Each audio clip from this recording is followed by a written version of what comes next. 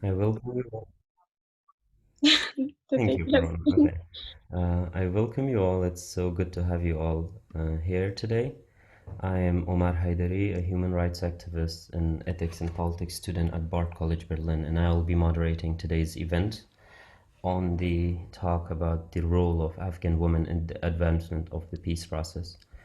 Before we start our panel, I would like to ask Shukriya John from the Afghan Youth Association and Mina Nizami from the Girl Up Afghanistan campaign to introduce their works because these two organizations initiated this panel today, and I would like to thank them.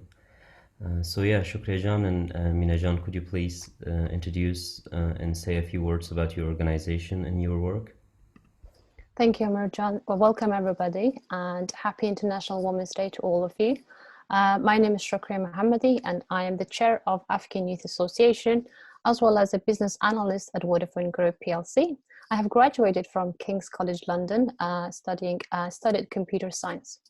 AYA, or Afghan Youth Association, is a UK-based youth charity that was founded in 2015 by a group of Afghan students to provide a platform for students, graduates, and young professionals like yourself to socialize and network and work together without any caste, any grade, or political and religious preferences.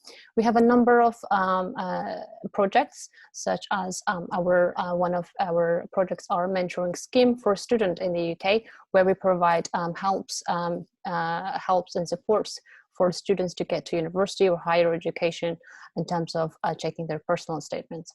Another one of our projects is women empowerment, which we do it through events and fundraisings such as like this one, and also fundraisings where we fund a number of projects, as you will, as one of our colleagues will talk about it later. And youth empowerment. We believe in journeys. We believe in experiences. That's why we have hosted a number of live sessions on our Instagram and Facebook pages where we had youths around the UK, Europe, and also in Afghanistan to come and share their journeys, because we all know we all go through some sort of challenges, and it'd be good to share them with other people.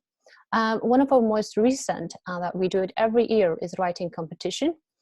In the writing competition, and everybody can participate. And this year we tried AYA poetry competition to write to talk about COVID-19, which has impacted us, all of us in the around the world, and just write about how you felt about it in a very creative way. You can, if you have not participated in this project, you can do that by our website, and the deadline is on 11th of April. That is AYA. I'll now pass it on to Manajan. Thank you. Hi everyone, happy International Women's Day. It's such an honor to have you all here with us today. My name is Mina Nazami, and I'm a bachelor student of applied psychology, and also the founder of Girl Up Afghanistan. To give you a brief understanding about what Girl Up is, Girl Up was founded in 2010 by the UN Foundation to support comprehensive programs that give adults and girls in developing countries an equal chance to education, health, social and economic opportunities, and a life free from violence. So Girl Up Afghanistan basically supports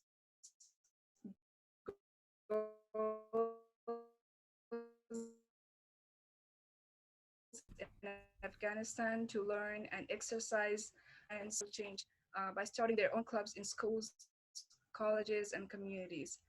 So yeah, we are hoping, we are craving a way for a brighter future for girls and women in Afghanistan. Thank you so much. Thank you, Mina John. Thank you, Shukriya John. So I will briefly introduce what our topic is today and what we are going to talk about, and then we will ask each of our panelists to briefly introduce themselves and their recent works. And luckily, most of our panelists are directly involved with the uh, Afghan peace negotiations, and they are actively a part of conferences and seminars, workshops recently. And it would be so nice to hear from them, having their direct interactions with all those delegates that are representing the Afghan women in these peace talks.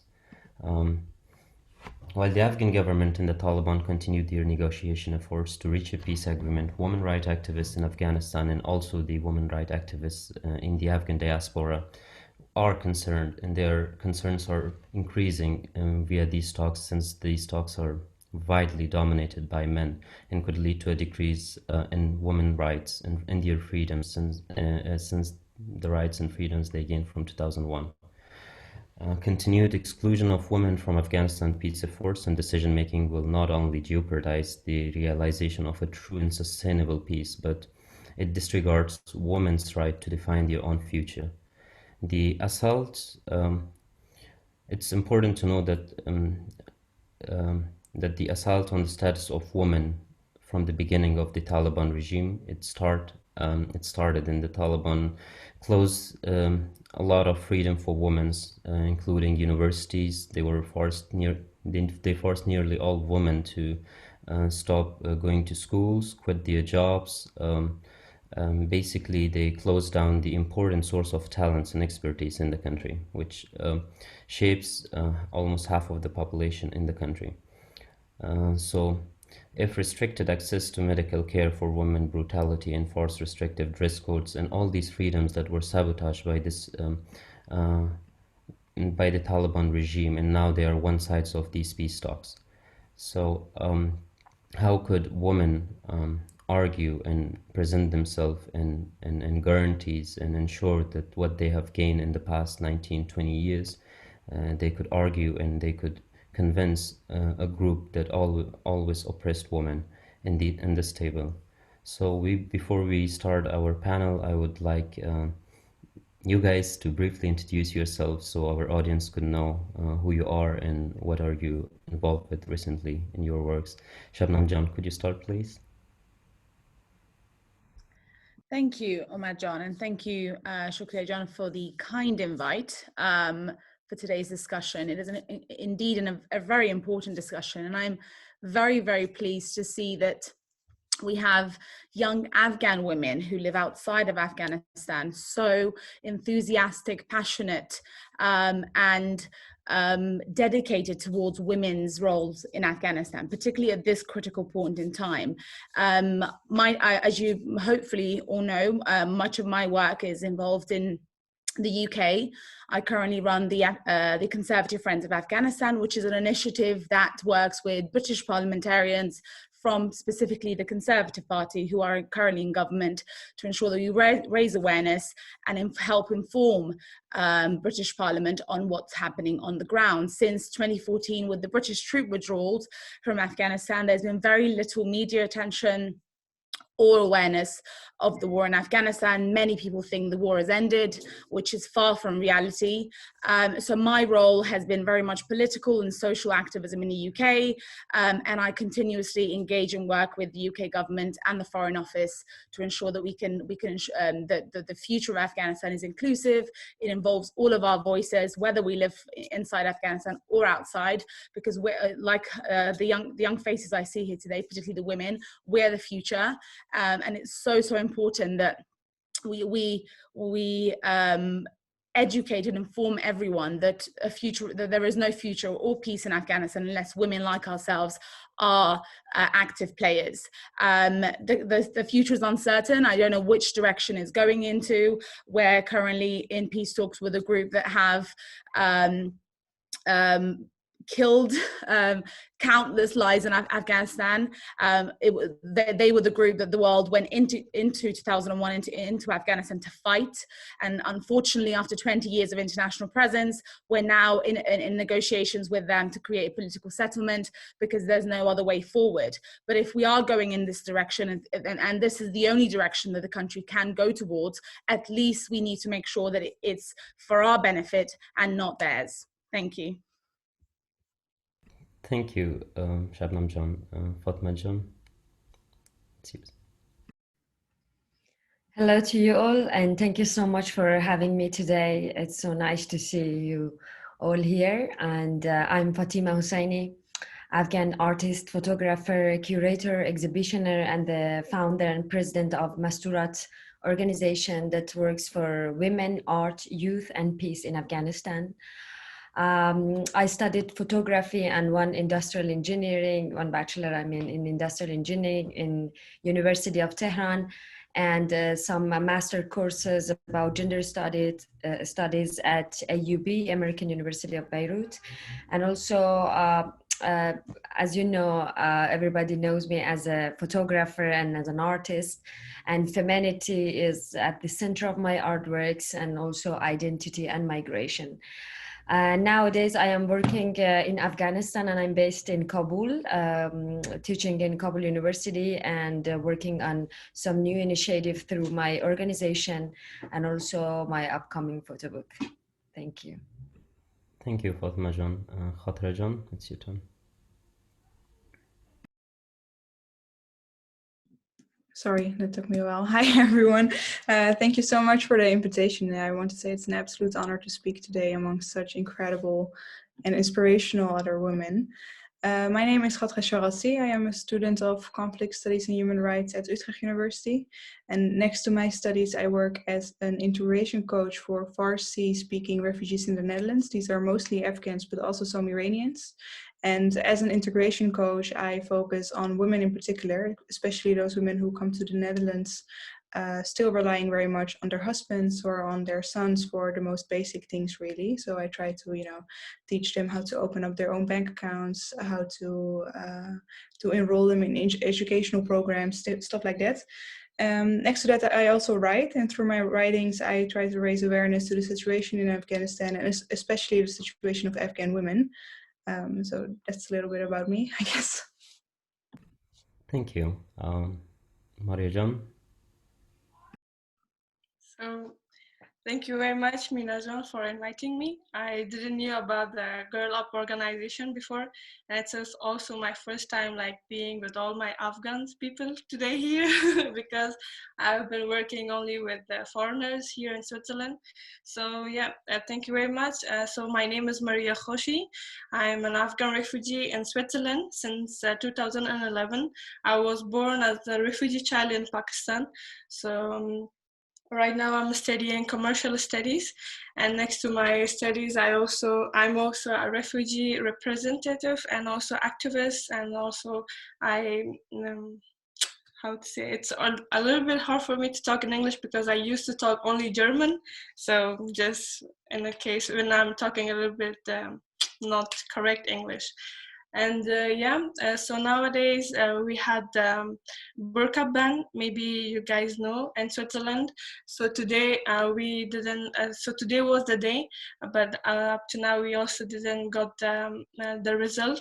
So I think it would be a burqa ban in Switzerland, which is a really sad for also Swiss people, because in 8.5 million residents in Switzerland, there's only 20 to 30 women who wear burqa, and it's a really, really small percentage, and I don't know why they did such a drama, maybe to get attention, but we fought, and let's see for the result, and let's hope for the best.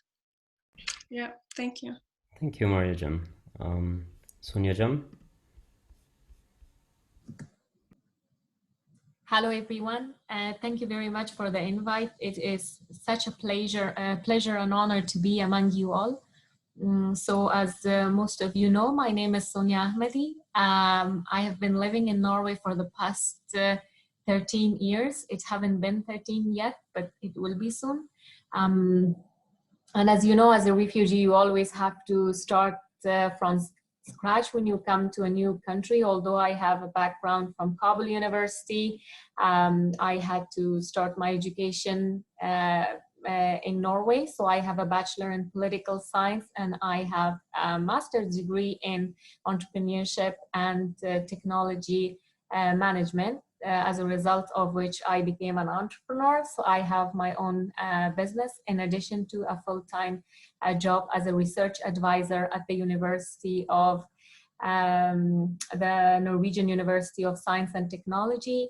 I'm also a civil society activist, and as a part of my activism, I am, of course, very involved and engaged in the peace process, Afghan peace process. And I have a YouTube channel called Sonia Ahmadi, where I teach entrepreneurship, personal development, budgeting, and stuff like that in 3 different languages, Dari, Pashto, and English. In addition, I write. I'm a commentator in the Norwegian newspapers. I'm mostly write about the integration and inclusion of the refugees in the Norwegian society. But lately I have been writing about the Afghan women, their situation, and just to raise awareness.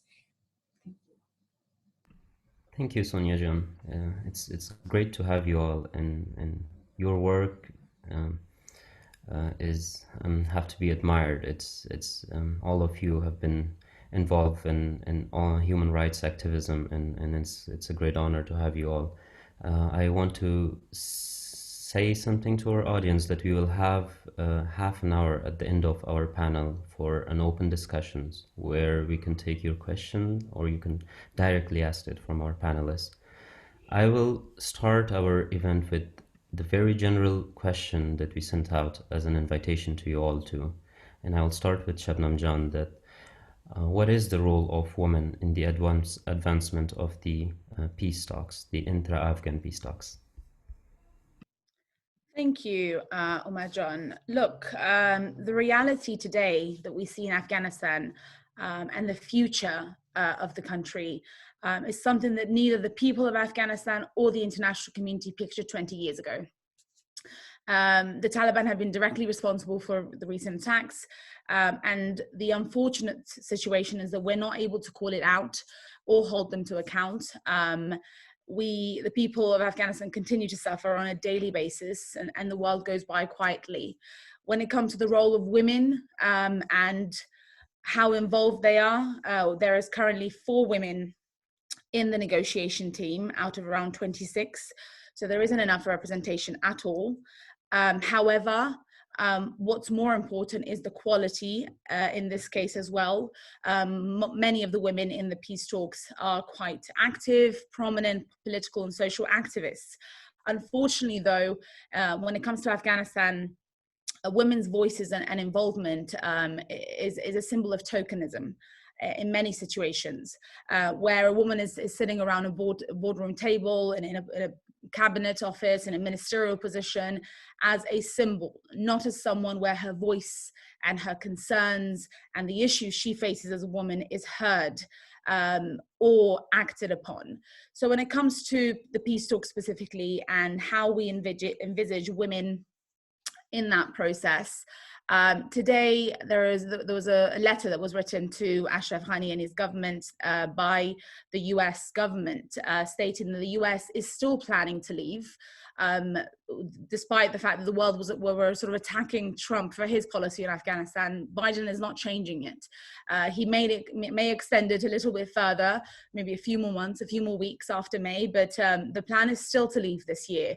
So the world is already clocked off. They're not planning to pay any more attention to what is going on the ground. And what the responsibility now lies is in our hands. You know, how vocal and how active are we around the world, whatever country you're in? Unfortunately, the people of Afghanistan have suffered for far too long to be able to stand up. A lot of them fear being attacked, being threatened. Protests cannot be held from any inside Afghanistan for fear of suicide attacks and explosions. And so it's our responsibility, in my opinion, it's in our hands to make sure that our people do not go unheard. So when I see these a young group of women like today, and so many more around the world continuously talking about women and the peace process and what we want, it needs to be more. We need to do a lot more to make sure the world does not forget Afghanistan, and that the war does not end if the world leaves their troops and NATO leaves. What Afghanistan looks like in a post-peace deal situation with the Taliban in government. I mean, over the last couple of months, with the series of attacks, violence has increased. Attack on women, social human rights activists, women in the media have continuously suffered. Just the other day, 3 women in Jalalabad were shot in the streets who worked for Enikas TV, which was a local TV channel in Afghanistan, and so many more are fleeing. So when it comes to my optimism or hope of whether if the Taliban do come to government, do share any political power, it's not optimistic. I'm not happy about what's happening, but there hasn't been a solution so far. And unfortunately, the world wants us to find a political settlement with this very group that have been attacking and killing our people. So if that's the case, I think what happens now is we need to ensure that we're not small. We're not a small group. We don't become more weaker and more quieter. I know it will require a lot more suffering and sacrifices, but we won't give up. The people of Afghanistan have not given up in 42 years of war, and I don't think they plan to do so now. But our lives do matter. I know there's been a lot of lives matter movements, particularly with the Black community across the world. And I'm not comparing the suffering, but I think we need to start thinking about how much is the worth of Afghan lives, and why do we go quietly every time someone dies? We write a condolence, we write a statement about the suffering of Afghanistan and the people, but then the next day it's done. You barely will remember who died and what their name was. So women, the people of the country, we're living safely and happily outside the country. So what role women have, it's in our hands, and how we organize campaigns, speak with local NGOs, international NGOs, get in touch with our MPs, our members of parliament, our local representatives in whatever country you're living in, and tell them about the suffering, tell them about what your concerns are, speak out.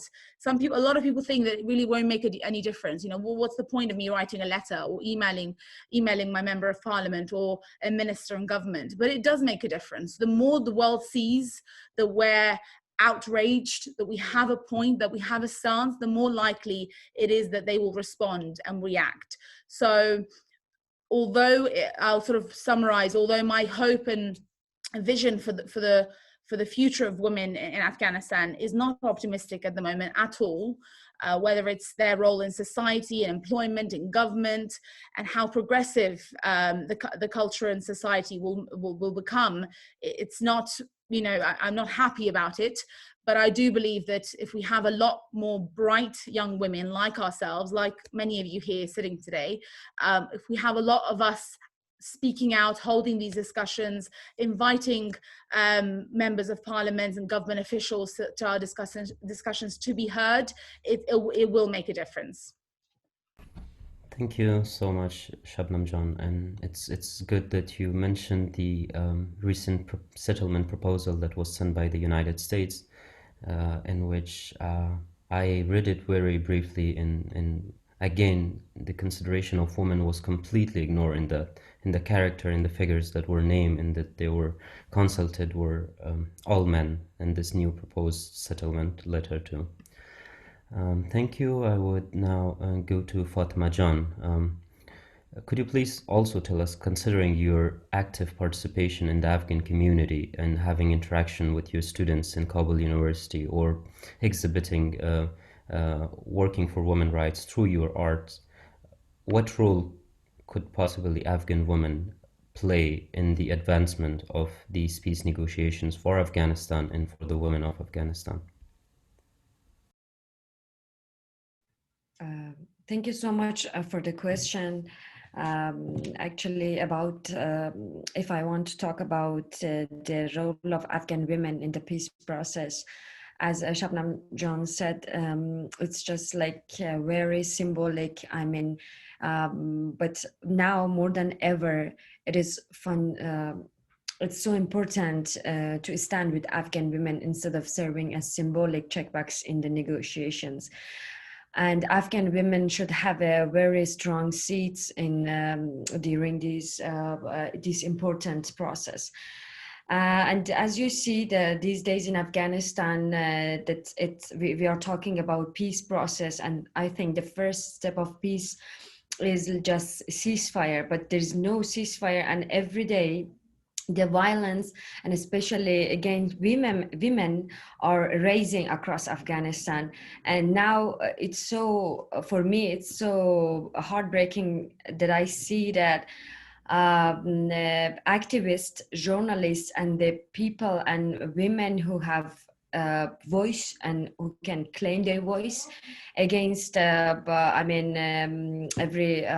thing in Afghanistan, they are, their gender and the profession make them double targets. And but there's nothing, there's no transparency. And after all these things, when the politicians and when the government say that this is the, they are talking about the gender equality, they are talking about the freedom of speech, but I cannot see them, because nowadays I am working in Kabul, and as you said about the Kabul University, no answer ever come, even to their family, to the media. And my question is that when we talk about the freedom, when we talk about the peace process, and not just about the piece of freedom, but freedom of speech. Just talk about the role of women in the during this peace process and in the society. Because when you are living in a conservative and war-torn country like Afghanistan, gender and being a woman, living as a woman in Afghanistan is full of challenges, and your challenges are more than everything else in more than man in a country like Afghanistan. So it's not just about the peace process now and the process that is going on. It's just like about all part of the society. Even in my works, I can say that it has two sides. Some part of the society, like they appreciate me, they are so interested in my artworks. Because I'm a woman, and it's just because of my gender, because I am a woman working in Afghanistan and take photos in the middle of the conflict zone, and I go with my team in the middle of with Kabul streets among people that there's no security there. But some of them like blame me that why your photos doesn't why women in your photos don't cover their hairs, why you're just working about women, why you're showing women, Afghan women, like in something that is not real. So and you can see nowadays that the new generation of Afghan women are in the high position in the government, in art, and every part of the society, but it's just symbolic. And when it comes to the concept behind these reactions, you can see that there is still Talibanism thinking or exist among people. And as I said, I can say in my works, I still receive so many negative comments that why an Afghan woman going to the middle of the streets and working like this, why you are a photographer, why you don't I can say that this is I can feel these differences and these problems in every part of the society, not just this process, we call it peace process. So I hope just the new generation that who can claim their voice and who can say something and who have something in their box to say, they make it, and we will we can have a seat in the future plans and decision in Afghanistan. Thank you, Fatima John. Khatera John, I'll ask you a similar question, that what role can Afghan women play in the advancement of these talks, particularly for ensuring to have a better and safer future for themselves? Yes, thank you so much for that question. I think a lot of the points have already been mentioned by Shabnam John and Fatima John. I think before we speak about this peace process, we need to define what is peace. Now, we can define peace as in the classical definition, which is the absence of physical violence. But personally, I don't think that is enough to give us durable peace, to give us peace that will last for many, many years. Because I personally believe that we also need to get rid of the structural violence in Afghanistan. And structural violence is the type of violence that limits people from reaching their full potential because of their gender, because of their religious affiliation, or whatever. And if we want durable peace, we need to make sure that we recognize the structural violence and that we get rid of it. And this is where the role of women comes in, I think, because like Shabnam John already mentioned, Taliban are the very group that made sure that Afghanistan became the world's most gender segregated country ever. So of course, it is normal during peace negotiations to show some kind of flexibility, for the purpose of reconciliation. But giving up women's rights will actually be the recipe that will make sure that Afghanistan will not have a durable peace. Because it seems to be very difficult to actually address the role of women. And I think many of the other speakers will also recognize this, that when we advocate for the role of women during these peace negotiations, we get confronted with, well, let us first worry about this physical violence, and after that we will tackle this issue of structural violence. Or, the women of Afghanistan are not the only ones who are having problems. There are also these issues such as bachabazi, or, we always get these kind of counter answers. And to that, I always say that there is actually research which shows that countries that lack basic women's rights have no long-term security.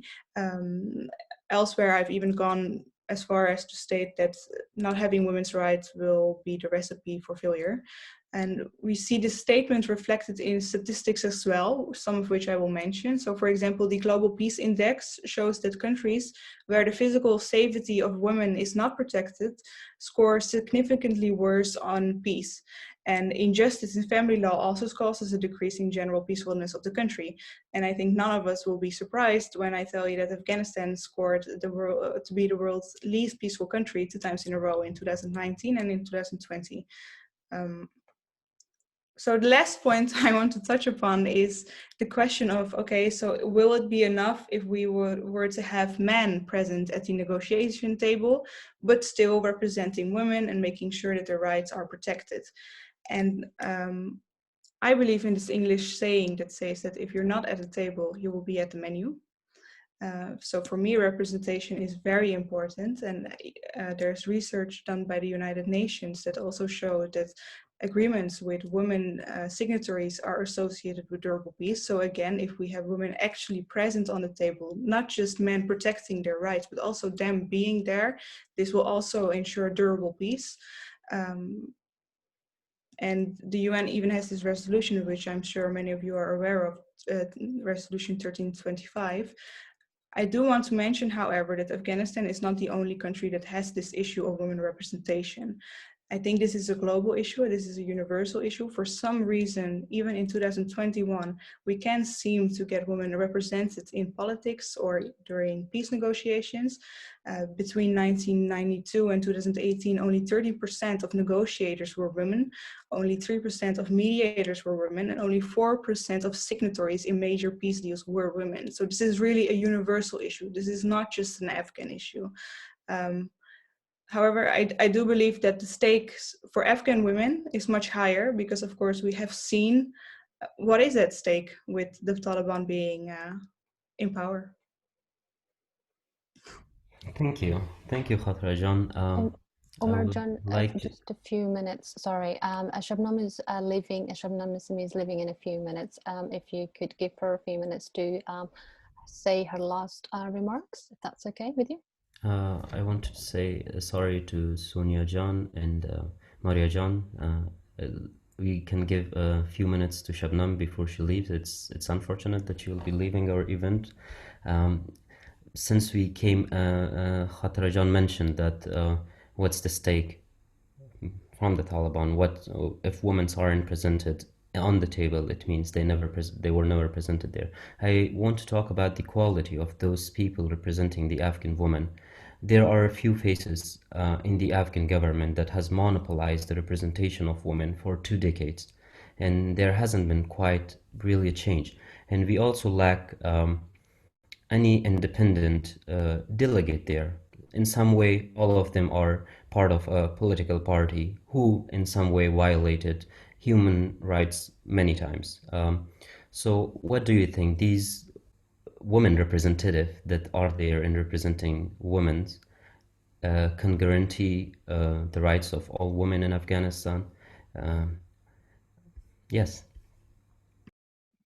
Thank you, Omar John, and my apologies to, I think it's Sonia John and Maria John who will be speaking after me for just cutting your time a little shorter.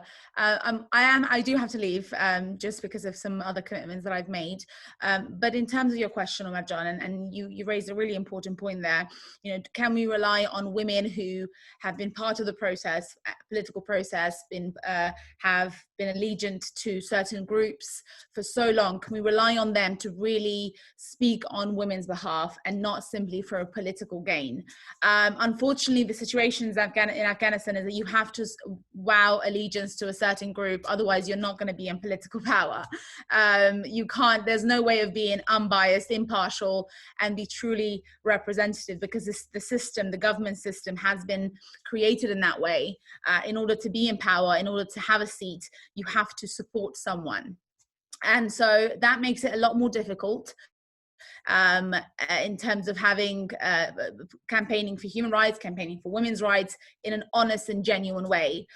What I would urge, though, is that in order to ensure that we can diversify the type of women, the type of voices around the table, and ensure that the real issues, particularly local women, you know, we talk about women's rights and we always focus it on the city, on the capital city, on a certain group of people who are already quite privileged, who are already living quite good lives and can travel abroad if anything does happen. And women's rights does not surround them. Women's rights is an issue more important than anything. The victims are in the local and rural areas around Afghanistan. And those are the people that we need to tap into. Can we go to a local sort of area in outside, you know, in Parwan province or Jalabad or Mazar and say, you know, let's have a dialogue with women where the war and the conflict has impacted their lives directly. And these initiatives are very small at the moment. There isn't enough engagement by the women in the peace process at the moment. So it's up to us to ensure that we can continuously campaign and advocate for that. You know, go out and speak to women outside the city and the women that really do suffer. What I would urge and ask the young women here today is that, you know, many of you live in European countries. I would ask that you try your best to get in touch with your representatives, with your parliament, and see how you can become a voice for women. The Afghan diaspora across Europe are much more smaller than other ethnic minorities. A lot of them are newly arrived. However, Afghans have been the #1 ranking group of refugees around the world, who have been very silent, unfortunately. So a new generation is building now. We've got a whole new group of people like ourselves who want to make a difference. Our parents have gone through a lot, and I think it's our time to take that responsibility. So speak to your parliament, speak to your government, get engaged with social activities, and make sure that whatever happens, we don't let our women down in Afghanistan. This peace process is looking like it's going to end with some sort of agreement with the Taliban, but that does not mean that the war is going to end, does not mean that women's rights and human rights issues will finish and vanish.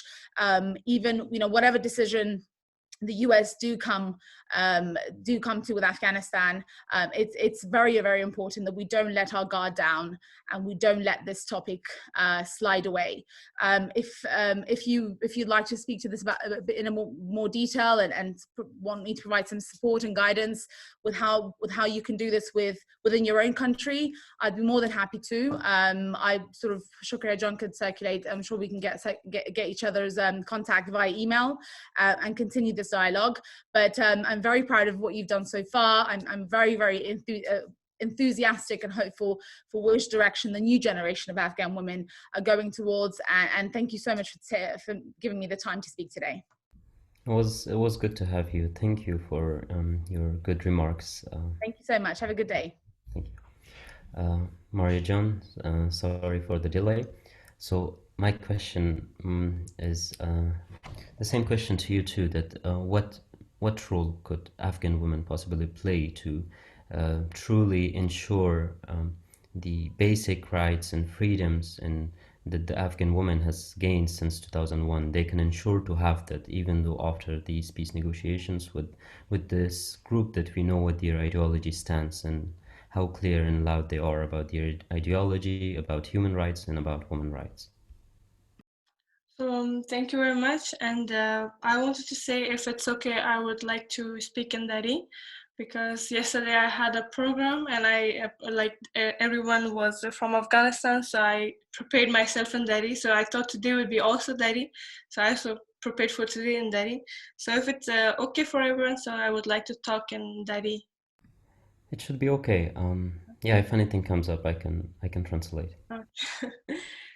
So yeah، به خاطر پروسه صلح افغانستان، زنای افغانستان که هستن بیشتر از 50% چی میگم، بیشتر از 50% اجتماع را کور میکنه و زنای افغانستان بسیار زیاد یک روزهای وحشتناک را پیش سر گذاشتن. مثلا 20 سال قبل، مثلا 20 سال میشه نو اینا در اجتماع داخل شدن، چون قبل از بیخی از جامعه حذف شده بودن. اصلا زن هیچ اجازه درس نداشت، کار نداشت، در بیرون رفتن نداشت.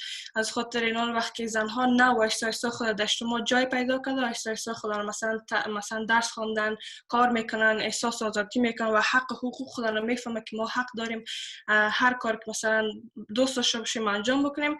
ولی طالبان فعلا اگر تصمیم دارن که مثلا میخواین برای افغانستان صلح کنن، باید چیزایی که مثلا دل خواست زنها را هم من نظر بگیره، باید به زنها احترام داشته باشن، به زنها رو باید قسمی که اصلا اکسپت بکنن، اونا رو نباید پس مثل دوران قدیم ولی تریت بکنن. هدف میخوایم بگویم که اگر واقعا طالبان صلح میخواین امروی افغانستان، خصوصا امروی خانم‌ها، باید امیال بر ما نشان بدن. از ماه سپتامبر 2020 ما شاهد رویدادهای یعنی خطرناکترین رویدادهایی هستیم که هر روز انفجار بیشتر شده میره، خشونت در مقابل زنها بیشتر شده میره. یعنی در یک سال اخیر ما رویدادی که در خشونت علیه زن داریم بالای 3000 زن است. فقط این ثبت شدگی داریم ما، اینا بدون از اینکه رسمی ثبت نشده بیشتر است. خشونت علیه زن در خانه، در بیرون، در جای کار، در هر جای. اینا وقتی اگر واقعا طالبان پیس میخواین امروی افغانستان داشته باشن، باید قسمی که افغانستان هست و افغانستان میخواد باشه امور اکسپت بکنن و باید بر ما نشان بدن. یعنی ما یک مثل داریم در انگلیسی میگیم که action speaks louder.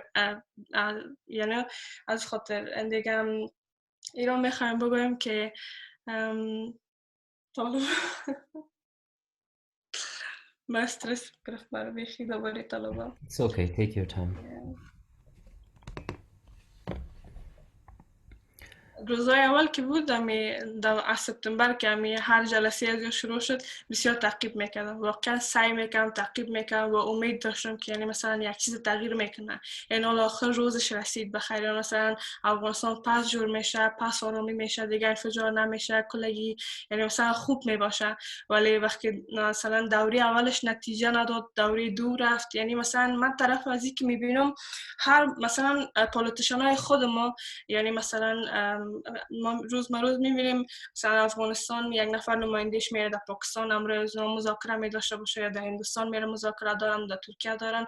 ما که در شخصا خودم فکر میکنم بیخی یک رقم تو از اونا مثلا رضایت میخواین که یعنی شما رضایت دارین که ما امروز طالبا پیس بکنیم، یعنی شما چی نظر دارین؟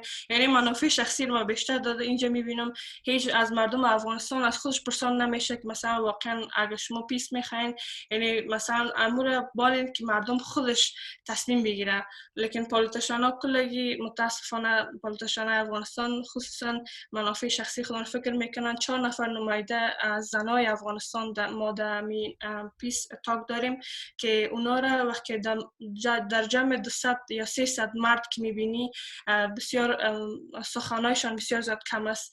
اگر بیشتر بخوای مثلا فکر بکنی امو خانم‌ها فقط امرای رسانه ها بسیار زیاد اینترویو می داشته باشن و امرای امو طالبا که در روبرویشان اشتم تا بالا تو جدی ندیدم که صحبت داشته باشن، چون من فکر میکنم یک هراس است، یک ترس است که اگر صدای خود بلند بکنن چی شاید در مقابلشان شود چی نشود. یعنی اینا جایش نیست که باید امو تعداد خانم‌ها را باید دولت افغانستان یک ذره بیشتر میساخت. 4 تا زن نباید تنها نمایندگی از کل زنای افغانستان میکرد. شاید اگر 100 نفر از افغانستان 50 تا زن می بود 50 تا مرد می بود که یعنی واقعا نشان میداد که یعنی زن هم قدر مثلا جایگاه خود داره، بر ما مهم است دیگه. کوشش میکنم در ما در اینجا امرای کسایی که ما سرکار داریم، من خودم جدیداً عضو European Youth Parliament شدیم، عضو شدیم دیگه. امرای یونسیار به تماس هستیم، امرای یونسف هستیم. نه فقط درباره ریفوجی مثلا فوکس میکنم، درباره اطفال و خانمایی که در داخل افغانستان زندگی میکنن یا در اروپا زندگی میکنن، اونا مثلا نظر از اونا بر ما هم بسیار زیاد مهم است. چون ما وقتی مثلا فکر میکنم مردم افغانستان فکر میکنن در داخل افغانستان کسی که افغان است و از افغانستان که رفت دیگه مهاجر شد دیگه مربوط افغانستان نمیشه. لیکن وقتی ما اینجا هستیم زندگی میکنیم، ما میخوایم که مثلا پس بریم در مملکت خود زندگی کنیم. چون نظر شخصی خودم اینمیسه که مگر چی افغانستان زندگی هم نکردیم بازم من دوست دارم در افغانستان زندگی کنم، دوست دارم در وطن خود زندگی کنم، امرای فامیل خود زندگی بکنم، امرای همزبانای خود، امرای کلتور خود، امرای ترادیشن خود زندگی بکنم. امیدوار هستم که انشالله دوره 2 نتیجه درست بده و بسیار زیاد نهایی میکنیم که مثلا همون 4 دانه خانم که در اونجا نمایندگی از تمام زنای افغانستان میکنه جایش هست که ما باید به اولای اونا افتخار بکنیم و اونا رو بسیار زیاد سپورت بکنیم از هر نگاه شوه، از طریق کوشای نهایی خود میکنیم که سپورت بکنیم شما و هیچ وقت اونا رو تنها نگذاریم. ولی باید افغانستان در این صورت دولتش باید تعداد زن در این پیستاک بیشتر بسازن بهتر است احساس میکنم. Tashakar, Maria Jan. So the main concerns Maria Jan raised was the underrepresentation of women and mostly their symbolic positions that doesn't often matter or have a true voice. And also she raised her concern about how the Afghan representatives are running towards regional countries and asking for their approval whether we can have peace or not. Thank you, Maria Jan. So I will come back now to Sonia Jan. Sonia Jan, could you please add your remarks about the role of Afghan women in the advancement of these peace talks? Thank you very much for the question. As some of you have already mentioned, when we talk about peace, it's not only the absence of war and violence, it's much more than that. Peace is harmony, it's justice, equality, security, safety, you know, where people, where democratic values are being respected, human dignity, human rights are being respected, and all those things. In Afghanistan, we have some very basic and foundational problems. We have corruption, we have violence against women. A large percentage of population still do not have access to education. We have women who do not have access, girls who do not have access to education, and all those problems. So when we talk about peace talks, peace negotiation, peacemaking, and peace keeping, we talk about so many different things. You see, peace talks is something that's going on between the Afghan government, and then we have a negotiation team representing the Afghan government, and representatives from the Taliban. And then we have the United States is also involved in it, of course. It's much more, when we look at the peace talks from the Taliban's perspective, it's much more focused on the withdrawal of the troops. When we look at it from Afghan government perspective, it's much more focused on something else. But let's look at it from a general perspective, from people perspective. Let's say that tomorrow the Taliban and the Afghan government agreed to sign a peace deal. Do you think that the problems of Afghan women and the problems of Afghanistan will just disappear like that? It won't. The violence against women, Afghanistan is ranked as the worst country in the world for women. So these problems are much more internalized in the system of Afghanistan. You see, discrimination is in the system, in the cultural system, in the political system of Afghanistan. And in order to fight all these injustices, all these inequalities, we have to do much more. So now let's talk about the role of women, not only in peace talks, but in the peace process, in the political system of Afghanistan, in building Afghanistan as a state, and in peace building and of course, peacekeeping, which is having a stable peace after that we have reached a peace deal. I don't know if you know about the Afghan Women Leaders Peace Summit 2020 that happened in Dubai. Have you heard about that? Yes, I heard about it, and I also read that you were also a part of it. Yes, I participated in that, and I was also in the conference where Shukriya John was present. It was in Brussels. So I'm an active member of the Afghan diaspora, and now I have become a part of the Afghan civil society. So the Peace Summit, Afghan Women Leader Peace Summit, was arranged by the Afghan Women Network in collaboration with AMIP, which is Afghanistan's mechanism for inclusive peace. And there were women, around 50 to 55 women from all around Afghanistan, both from the provinces, Kabul, and women from the Afghan diaspora, mostly from Europe. Because of the COVID, women from Australia and the United States couldn't come, but there were 1 or 2 representatives from the Afghan diaspora in the United States as well. So I would really like to share some of the shared positions that we agreed upon as our priorities, and then I would continue my talks if I had time. Yes, please, and no, I will be very short. As briefly as it's possible. Yeah, thank you. I wouldn't read the entire declaration. So the thing is that in this historical event, we culminated on a set of common and shared positions, as I told you, and all the women representatives of Afghanistan somehow were agreed, and they delivered it as with one voice. Our priorities included immediate ceasefire, end of violence, support for victims and survivors, justice and the rule of law, security, support from regional and international community, and most importantly, an inclusive peace process that reflects women, minorities, ethnic diversity, and youth. We also really insisted on the role of women, specifically in the peace talks.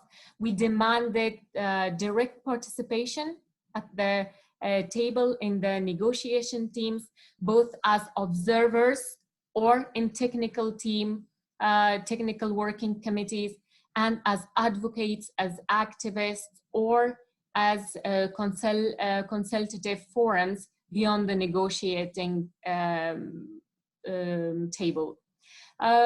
So here are some of the things. Of course, we highlighted the importance that there would be absolutely no tolerance to gender-based discrimination, and that meaningful participation in peace talks impacts positively on women's roles in the political process going forward post-agreement, and that there should be mediators where there would be one woman and one man. And of course, we said that women should be participating, but in all levels of peace process, we didn't say 50% because that is so much unrealistic, and we know that.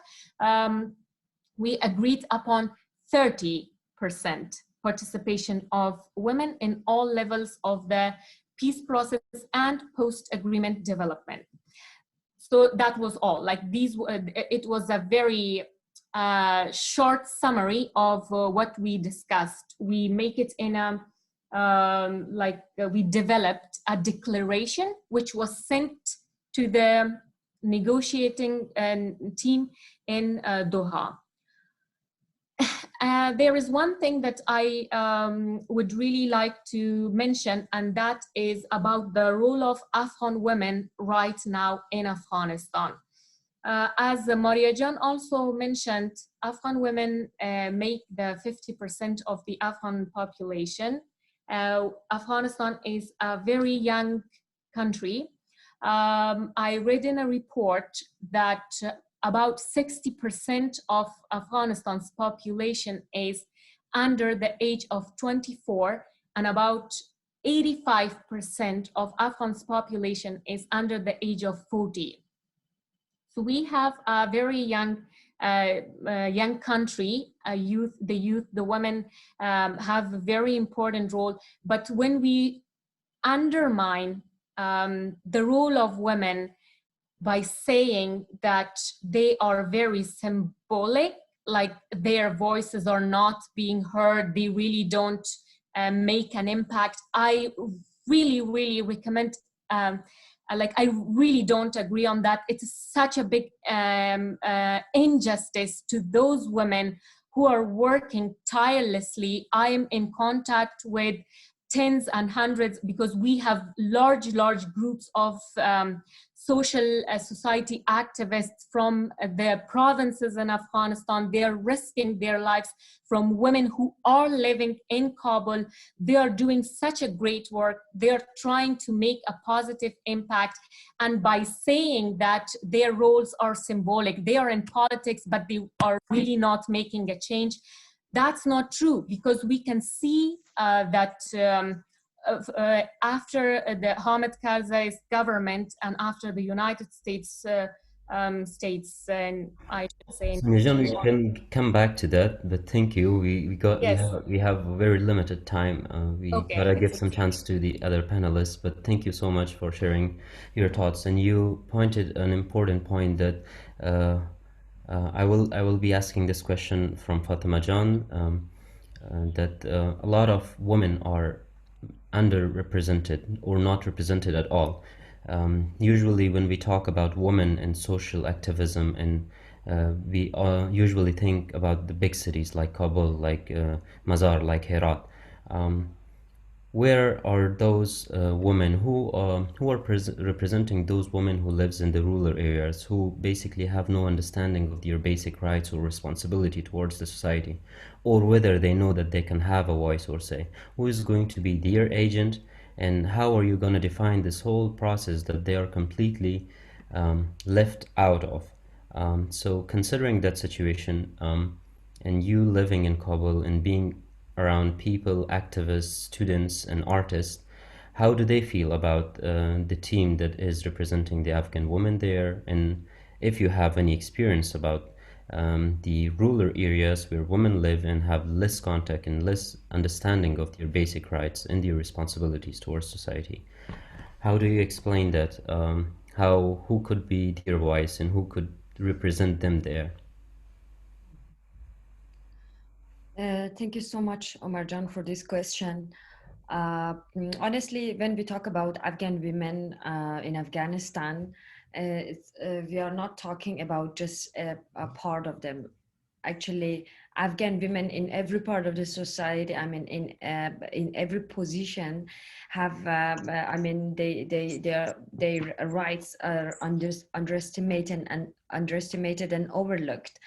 And when I nowadays when I am working like as an artist in Afghanistan, as a photographer who want to tell the untold stories of Afghanistan, I can see that how many stories we have that nobody heard about them, and there are so many untold stories about Afghan women lives. So about the that you said about the voices that there are, I mean, the women that have no platform to talk. I can say that when we talk about a war zone, when we talk about a conflict zone like Afghanistan, women are a subject that it's, as I said, it's overlooked and underestimated. So this part of the society is so particularly vulnerable, and I mean, in Afghanistan, in a country that gender can be a subject that it make you a person, like I mean, there is no equality, there is no I mean specific rights for women. So I can say that I mean, it's the duty and it's the responsibility of the new generation of Afghanistan in every field they are working. Like, I'm a photographer, I'm a storyteller, and I'm an artist. So I can tell their story and I can listen to them and I can take their pictures and show this part of the society. Like, someone is a doctor, someone is and as an activist. I mean, the new generation can be a voice of unheard, I mean, voice of Afghan women. Like, when I was working on, I mean, still I am working on the Beauty Amid War photo collection, that it will be a photo book, and I will publish it in at the end of 2021. And you know, I am working on unseen portrait of Afghan women. You know, even there are so many women in Afghanistan that they have education, they have something to say, but nobody covered their face and covered their voices and covered their stories.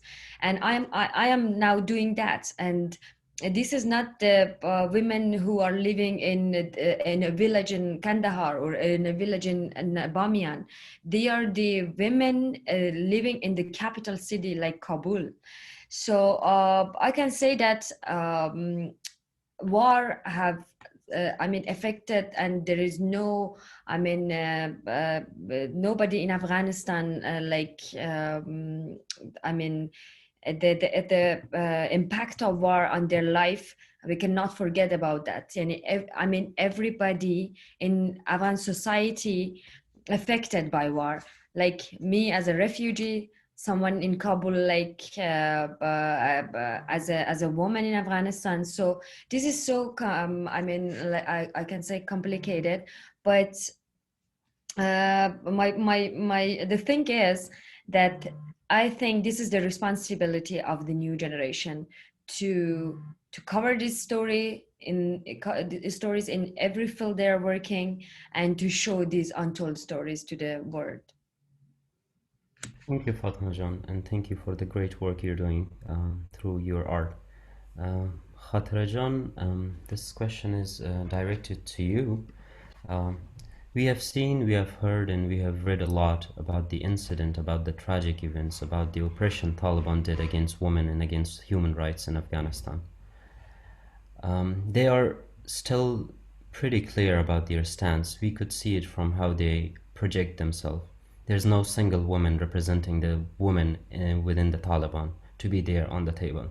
So it clearly shows what their ideology is and what do they still think. Do you trust a political settlement where they agree and they sign it? Do you trust that that could ensure the safety and freedom of women in Afghanistan? No, no, to be very frank, no, I don't. I think there are a couple of issues here. First is, I think it is very unlikely that there will be a settlement wherein, if we speak about the rights of minorities or the rights of women are uh, protected. Because like you say, they are still very clear. They still say, we have softened a little bit, but it's not really clear how much they have softened at all. For example, they say we allow women to go study and go work, but it has to be within the limits of the Sharia. And the Sharia, of course, it depends on who you ask, which sect of the Islam you ask, which school of thought you ask. So if we consider their Sharia to be the framework that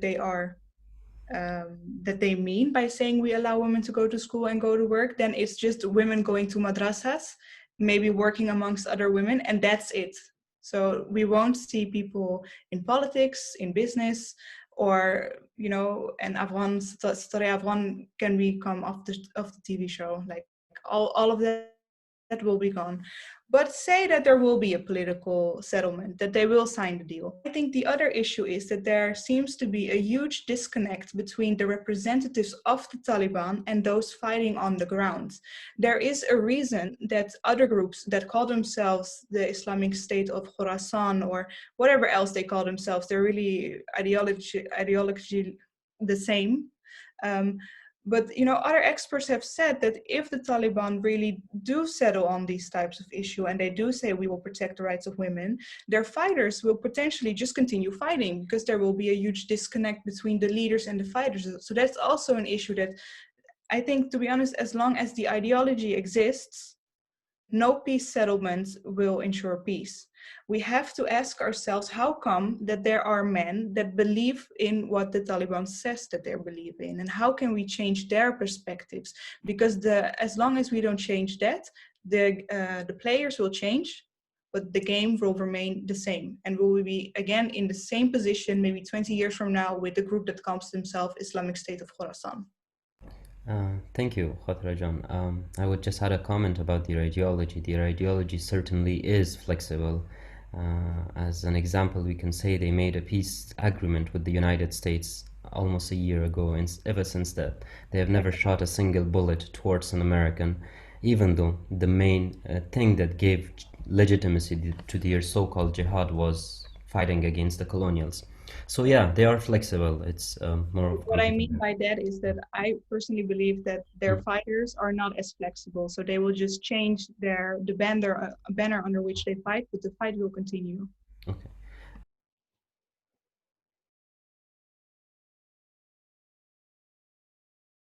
I think you're muted. You're muted. Sorry. We have 20 more minutes left, and I will ask two more questions from one from Sonia John and another from Maria John. And then I would request the audience, if you have any questions, because of the limited time we have, you could write it down and I could ask it from whoever you want to direct your question to.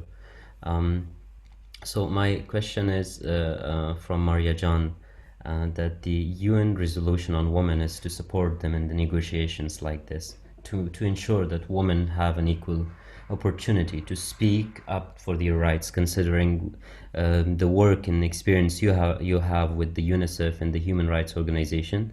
Tell us about the purpose of this UN resolution on women, peace and security that was signed, I think, in the beginning 2000s, and how could that play a good part or contribute in providing equality for women on this table, on these talks.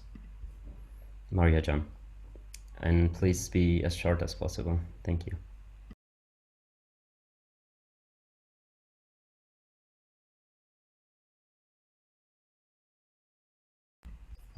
I'm not sure if Maria John is here. Okay. I think probably she has some technical problems. Yeah. So we can get back to Sonia John. Sonia John, I would like to ask you this question because this was suggested by a couple of people, and it's important to know what your take on this is, since you're also involved with the Human Rights Organization in Norway, and you have also had the direct interaction with those people who are representing the Afghan women in those negotiations. So, what do you think? How is this resolution of UN for women and security and peace gonna contribute and support the Afghan women there in those talks, or what have they done so far? Um, Thank you very much for the question. I am involved in the peace process with this Afghan civil society, and I do have direct contact, like the negotiations in Doha. They are reporting directly to the civil society groups, and since I'm a part of that, I am involved in that. But to be honest, I haven't. I don't know much, and it's such a shame about the resolution that you are talking about. Was it specifically for the Afghan peace process, or was it like more general for No, peace process this was for generally for women all around the world, especially when it's conflicts like this. Then the UN contributes to that and makes sure that there is uh, a voice given to women and an equal opportunity given to women to define and support what they want. So no, not specifically on Afghan No, women. so it wasn't specifically for Afghan women. I really, to be honest, I don't have contact with so many people in the United Nations. I do believe that international actors do play a very prominent and important role whenever it comes to peace, security, and such kind of meddling in countries that are having problems, or they're trying to resolve their conflicts. But I'm really not sure that if we solely depend on these international actors, we will have the results that we want for our country. So that's why I really do believe in our own power, in the power of Afghan youth, in the power of Afghan women, Afghan men, and especially the Afghan diaspora, because both Maria Jan and I were in an event yesterday, and there was one of the members who said something really nice, and I really liked that. And she is a very brave and active Australian Afghan activist. She said that we as a diaspora have a privilege, and that is that when we raise our voices, we are not being silenced or killed. But when a woman activist in Kandahar or Jalalabad, or even a journalist, raise their voices, they can be silenced very soon. So I think that we as young Afghans in the diaspora should do whatever we can to make sure that be it the peace talks or working towards the peace. I really don't believe in these peace talks. I don't think that I really agree with Khatera Jan, whatever she said previously about the political settlement and the ideology of Taliban. All they want is a re-establishment of the Emirate in Afghanistan, and they want power in Afghanistan. Really nothing more than that. They haven't changed their ideology towards women. That's why it's our duty, it's our obligation and responsibility to do whatever we can to make sure that this time we are not dependent on any UN resolution that they might implement, or not on any United States who first came to Afghanistan, invaded Afghanistan, they bombed our people, and then when Trump wanted to win the election, he just wanted to withdraw his troops as fast as he could, and he really gave the upper hand to the Taliban by signing the agreement with them. Thank you, Sonia Jan. Yeah, of course, every country would prioritize their own benefits and what they want. Maria Jan, I'm glad you're back. Earlier, I asked a question, but I'm glad Sonia Jan provided enough information on that. I want to ask you that these peace negotiations are going to happen regardless of what the situation is. Afghanistan is a significantly dependent country on the resources, especially with the aid, with having our military, with having most of our uh, uh, intergovernmental expenses. It's all provided, mostly provided by the foreigner aid. So therefore, there will be some kind of settlement being put in place. Who will you expect to ensure and guarantee the settlement, that this will consider women as they are today, and what freedom, what basic rights they have today? Who is going to ensure this after the settlement? Who do you expect this from? Is it the UN? Is it the United States?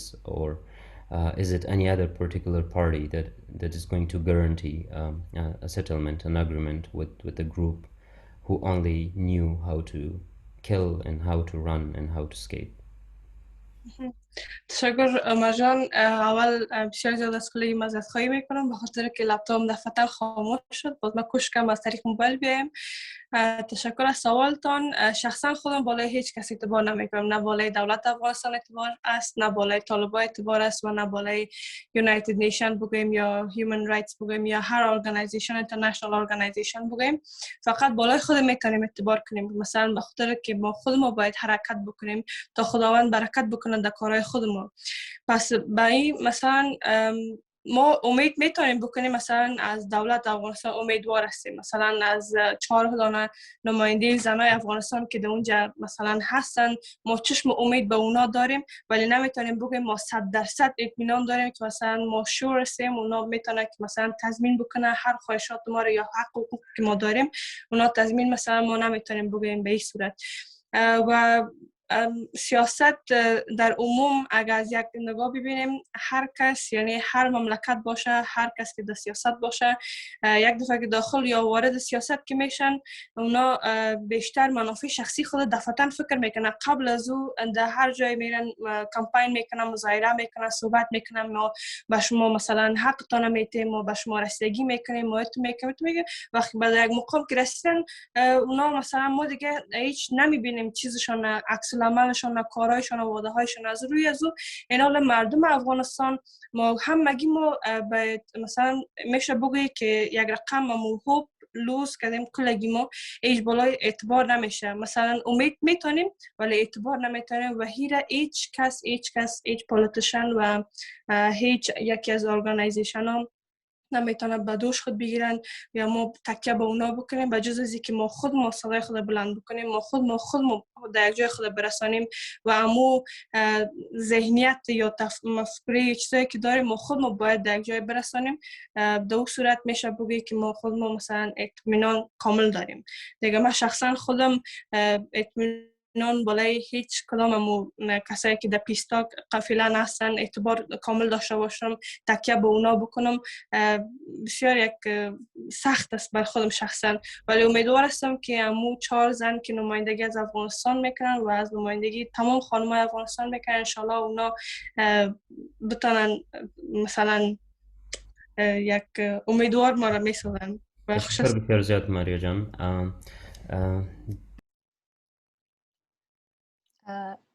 Mute us and Omar Jan. I'm sorry.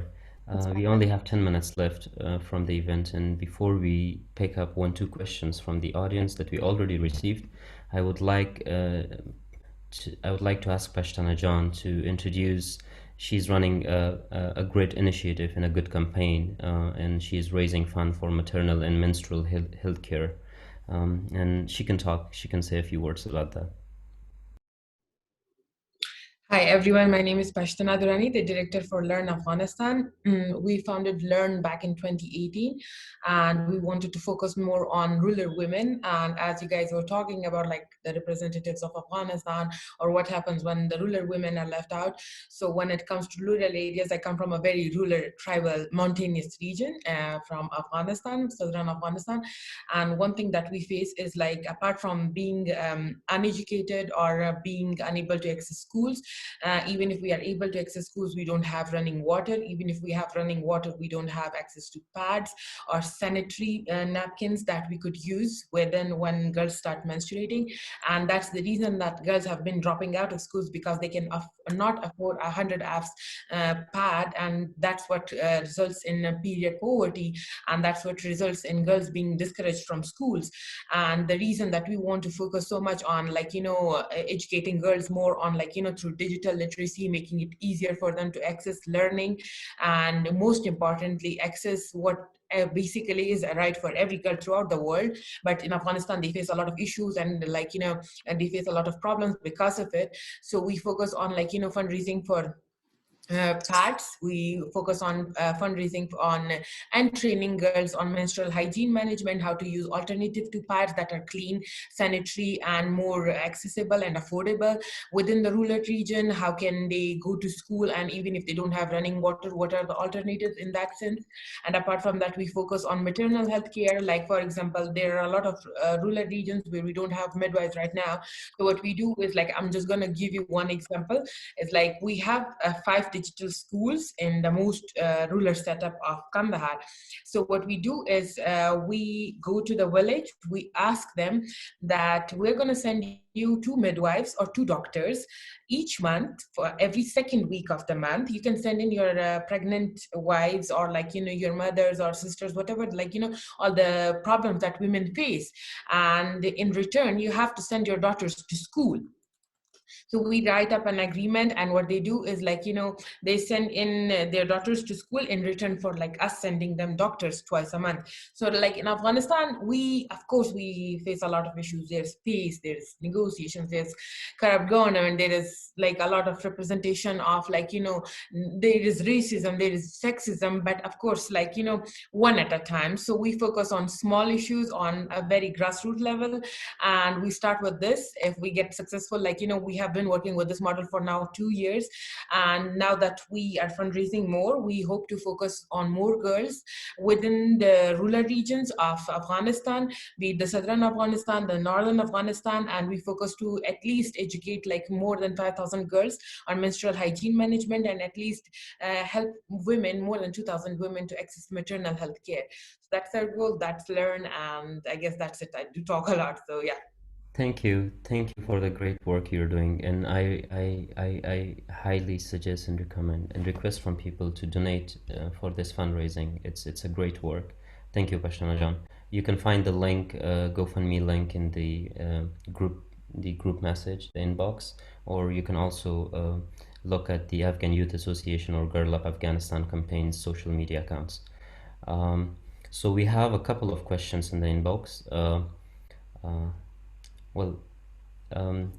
There is someone named Zohi. She raised an open question saying that she worked with a lot of survivors of domestic violence, and she says that I sometimes feel that we need more vocal men in our community. What do you think we can do to empower Afghan men to be more vocal about these issues, especially women's rights? So it's an open question. Anyone is welcome to give an answer.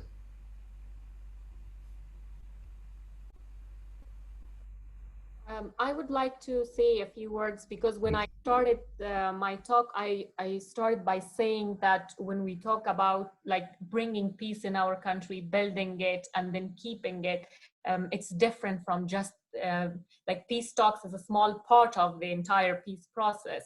So what Zohi-Jan is saying here is a very important part of that peacemaking. You see, this is something that we as women, either in the diaspora outside Afghanistan or inside Afghanistan, can have a very important role, regardless of what's happening around, whether there is, and now I mean the peace talks, whether the peace talks are going well or not. For example, we can have training courses. I'm really proud of Ms. Pashtana Jan Durrani. She's doing such a great work in the grassroots level. They're doing this, and I'm totally sure that Today, we have so many different platforms, channels through which we can do a lot of work in regards to raising the awareness of our people. You see, one of the very important role of the diaspora can be transmitting information to our people, because we live in different countries in the world. We have different skills. We have a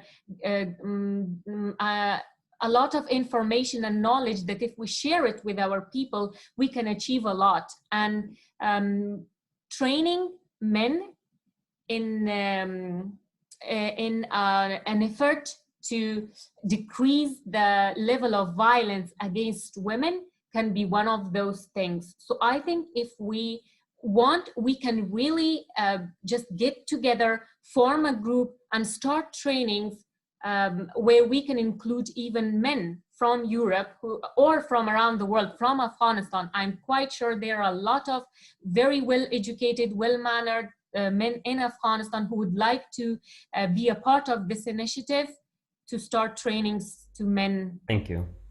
Thank you, Sonia Jan. I'm going to take one last question because we only have a few minutes left and anyone is welcome to Can I respond. quickly add to that, just on this question, just Yes, a little? yes.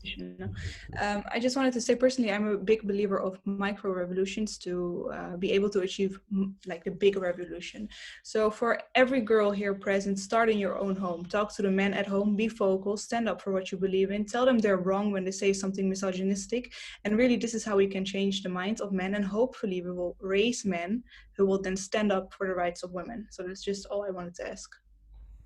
Thank you.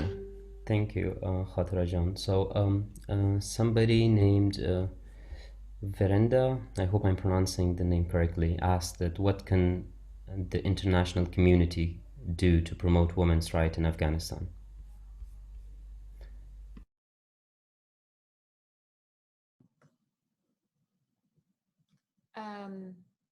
If nobody else wants to say something, I might just add a few comments on that, because I think in the past 19 to 20 years, the international community has they have been involved at least in bringing like democratic values in Afghanistan and trying to promote women's rights in Afghanistan and all that. But I see that I'm repeating myself, but it's just because I so much believe in our own power, that the power is within our own hands to change our fate, to change the course of our history. I think the international community can guide us. It can support us financially, because I think someone mentioned earlier as well that Afghanistan in every level is dependent on the international support, especially when it comes to the financial support. But at the end of the day, it's our own duty to work on women's rights. And I really agree with Khatera Jan again that starting the work from the micro level can really do magic. I have a son, he's 13 years old, and I always make sure that he learns that respecting women and respecting women's rights is something that he shouldn't take for granted, that he shouldn't just make jokes about it. He knows that he has a feminist mom, so it's like we can but of course then again here comes the question of the initiatives that we can take, the things that we can do, which is a different discussion. So can I add something again, Omar Jan? Yes, please. You got a minute. I got a minute. Okay. I just wanted to say, I noticed from the Netherlands, for example, our Minister of Development has, again, I think 2 months ago, promised development aid to Afghanistan, but she has made sure that told the Afghan government that unless you protect the rights of women, we will stop our aid.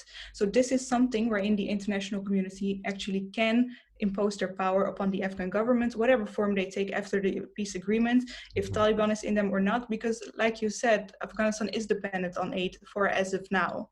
Until we get our fully independence, this is a way in which the international community can actually make sure that the women's rights are protected, because we need them. Afghanistan needs the money.